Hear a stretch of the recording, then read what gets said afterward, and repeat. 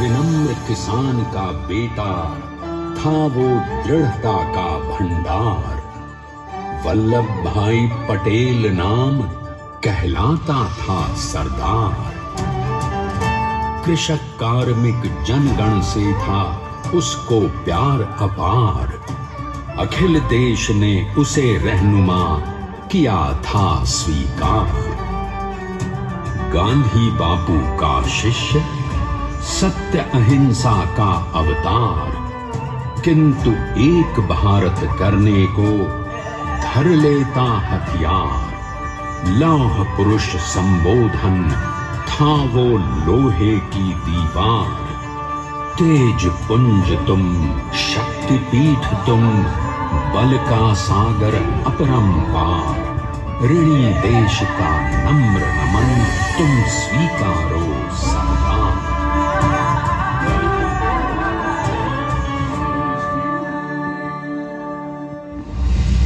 1857 में अंग्रेजों को ललकारने वाले पहले स्वतंत्रता संग्राम के एक सक्रिय सिपाही थे झवेर भाई पटेल।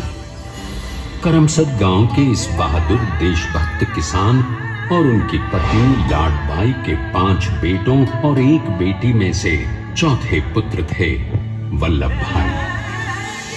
बालक वल्लभ ने करमसद के बाद नडियाद से अपनी हाई स्कूल की शिक्षा पूरी की। फिर 13 साल की उम्र में उनकी शादी भी हो गई, छोटी सी झवेर बाई से। 2 बच्चों, बेटी मणिबेन और बेटे डाया भाई को जन्म देने के बाद झवेर बाई असमय ही चल बसी। सदी बदलने और 20वीं सदी आने पर उनका जीवन भी एक चमत्कार की तरह बदला। प्लीडर का इम्तिहान पास करके वो वकालत करने लगे। पहले गोधरा, फिर आणंद और उसके बाद अहमदाबाद में। मगर जल्द ही वकालत छोड़कर वो बैरिस्टर बनने की इच्छा से इंग्लैंड चले गए। लंदन में बैरिस्ट्री में अव्वल आने और वजीफा जीतने वाले वो अनोखे भारतीय थे।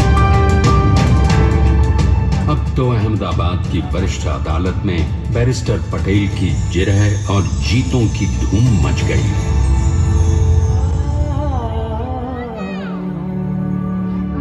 तभी एक युग पुरुष ने वल्लभ भाई के जीवन की धारा ही बदल दी।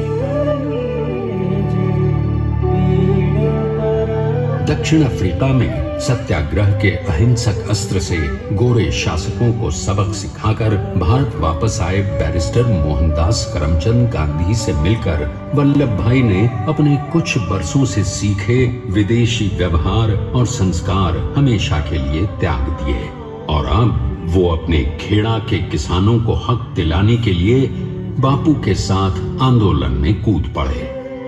अब उनके पैरों में जूते नहीं, गांव की धूल थी। हृदय में भारत भूमि की शस्य श्यामला धरती। मन में थे गांधी और मस्तिष्क में एक नए स्वतंत्र भारत का सपना।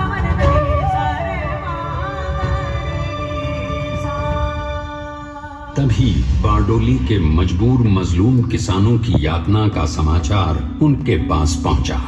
तुरंत वल्लभ भाई वहां पहुंचे और यूं शुरू हुआ भारत का सबसे बड़ा और सफल किसान आंदोलन बारडोली।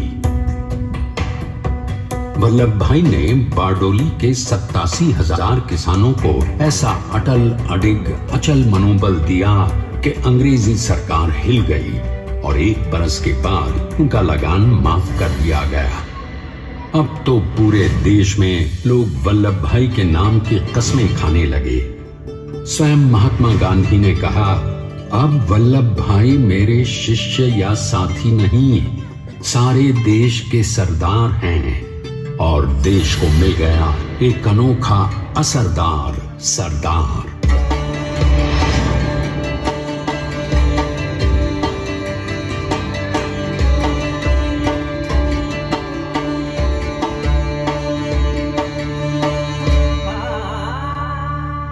सरदार पटेल के नाम और देशभक्ति से अंग्रेज डर कर कांपने लगे।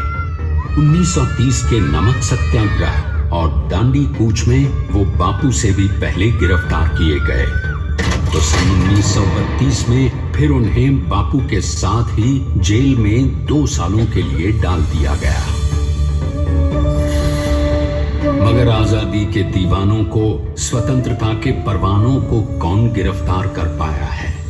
जेल से छूटते ही सरदार को कांग्रेस के नए राष्ट्राध्यक्ष पद पर चुना गया और उनकी सरपरस्ती में राष्ट्रवादी भारतीयों ने तमाम ब्रिटिश सूबों में जीत हासिल कर वहां अपनी स्थानिक सरकारें बनाई।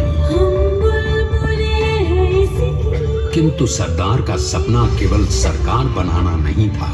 उनका स्वप्न तो था एक ऐसे नए भारत का जहां हर रंग, हर रूप, हर जात, मजहब, तबके का हिंदुस्तानी एक साथ मिलकर एक ऐसा नया भारत बना सके जहां पूर्ण स्वराज के साथ सारे समाज को गरीबी, अशिक्षा, छुआछूत से भी आजादी मिल जाए।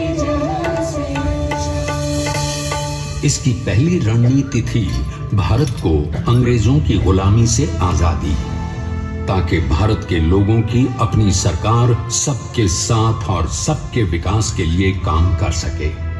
बापू की अगुवाई में अब देश ने अंग्रेजों को अंतिम चेतावनी दे दी, करेंगे या मरेंगे, क्विट इंडिया, अंग्रेजों भारत छोड़ो।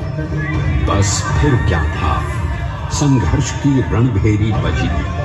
3 सालों के लिए सरदार पटेल को भी सत्याग्रही नेताओं के साथ जेल में ठूंस दिया गया। 2 सालों के बाद अंग्रेजों को बापू के सभी शिष्यों और साथियों को छोड़ना पड़ा।